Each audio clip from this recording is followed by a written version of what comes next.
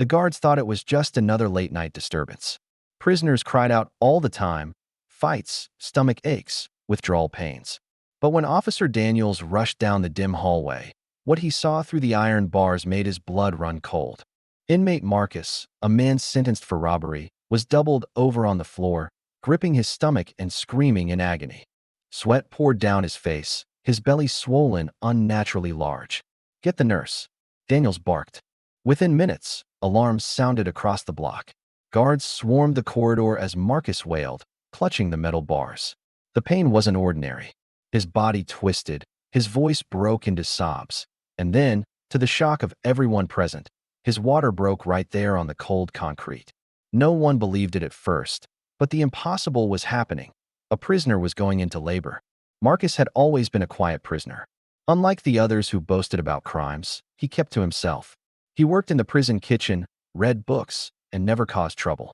But what most inmates never knew was that Marcus had lived a complicated life long before stepping behind bars. Born with an intersex condition, a rare situation where a person can have both male and female biological traits, Marcus grew up confused and ashamed. Doctors told his parents he was different, but they chose to raise him as a boy. He looked male, acted male, and for most of his life believed he was fully male. But deep down, his body carried the ability to conceive, something no one around him knew.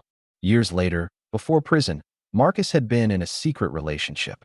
He never revealed his condition to his partner, a woman named Tasha, who thought he was simply unable to have children. But in reality, during their intimacy, Marcus's female reproductive organs, hidden and underdeveloped, still functioned. Against all odds, one of Tasha's eggs had been fertilized by Marcus's partner's sperm during an encounter they both dismissed as impossible. Shortly afterward, Marcus was arrested for armed robbery and sentenced to 5 years. In prison, his body began to change. He hid his swelling belly under loose uniforms, thinking it was weight gain or stress. But months later, the truth became undeniable. He was pregnant. Out of fear, he kept it secret. He knew the ridicule, the danger from inmates, and the disbelief from guards would crush him. But secrets never last long, especially when contractions arrive in the middle of the night. When guards dragged Marcus to the infirmary, chaos erupted. The prison nurse, Nurse Hernandez, couldn't believe what she was seeing. "This is impossible," she whispered as her gloved hands pressed against his distended belly. The fetal heartbeat monitor beeped steadily, proving beyond doubt that Marcus wasn't lying. News spread like wildfire through the prison. Inmates shouted from their cells, banging on bars, "The man's having a baby." Some laughed, some jeered, others stood in stunned silence. By morning, prison officials gathered with doctors to decide what to do. Marcus sat trembling on the infirmary bed, clutching his swollen stomach. "How?" the warden demanded. The lead doctor explained the truth. Marcus had a rare intersex condition that allowed conception.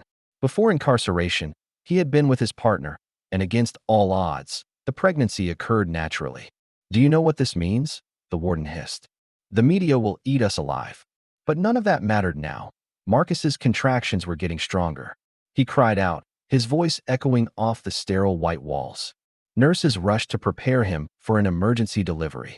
The guards stood in disbelief as Marcus's face contorted with pain. "I can't do this," he sobbed. "You already are," Nurse Hernandez said firmly, gripping his hand. For hours, the prison block buzzed with rumors. Officers whispered, inmates yelled, and the world outside remained oblivious, for now. But in that small infirmary, the impossible was unfolding in real time. By dawn, Marcus's screams shook the walls. His body writhed in agony as doctors urged him to push. And then, silence, followed by a piercing newborn cry. The guards froze. Nurses exchanged stunned glances. A tiny baby, red-faced and wailing, was lifted into the sterile fluorescent light of the prison infirmary. Marcus collapsed back onto the bed, tears streaming down his face. For years, he had hidden his condition, ashamed of being different. Now the entire world, or at least the prison world, knew the truth. The baby's cries echoed down the halls, silencing the taunts and jeers from inmates. For the first time in history at this prison, the walls didn't echo with violence, but with the miracle of new life. Officer Daniels muttered under his breath, "I've seen riots. I've seen murders, but never this. In the weeks that followed, the prison buzzed with gossip. Some guards mocked Marcus. Others treated him with newfound respect.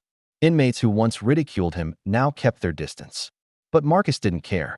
He spent his days cradling the newborn, a living reminder that even in the darkest of places, life can bloom. His partner, Tasha, was eventually contacted. When she learned the truth, she broke down in tears, promising to fight for custody and to stand by him. Though the outside world would one day hear of the pregnant prisoner, for Marcus, the story was not about shame or ridicule. It was about survival, love, and the impossible gift of life. Would you believe this if it happened in real life? What would you do if you were one of the guards that night? Subscribe for more unbelievable, true-style stories.